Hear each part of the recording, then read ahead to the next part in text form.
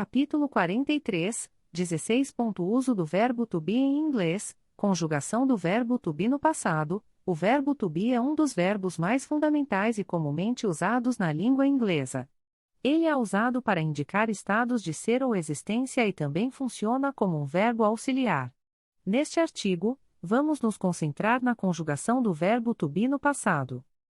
Antes de entrar na conjugação, é importante entender que o verbo to be é um verbo irregular.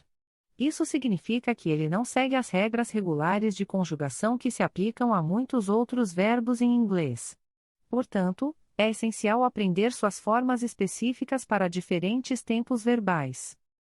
Em inglês, o passado do verbo to be tem duas formas, was e were. Was é usado com os pronomes singulares he, she e it. Were é usado com you, we e they. Aqui estão alguns exemplos. I was happy. Eu estava feliz. He was at home.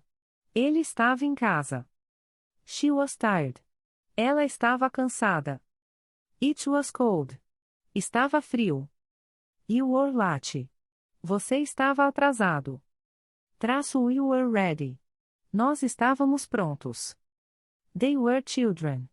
Eles eram crianças. É importante notar que, embora eu possa ser singular ou plural, sempre usamos were com you. Além disso, o verbo to be no passado também é usado para formar o passado contínuo e o passado perfeito. No passado contínuo, usamos was ou were seguido de um verbo com ing. Por exemplo, I was reading a book. Eu estava lendo um livro. They were playing football. Eles estavam jogando futebol. No passado perfeito, usamos had been seguido de um verbo no particípio passado. Por exemplo, I had been to London before.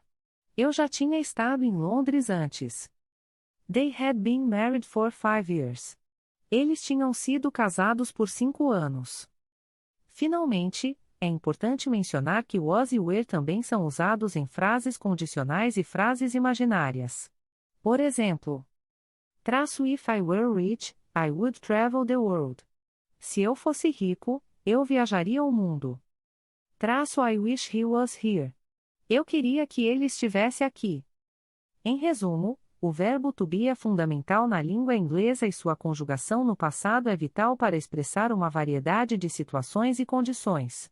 Aprender a usá-lo corretamente irá melhorar significativamente suas habilidades de comunicação em inglês.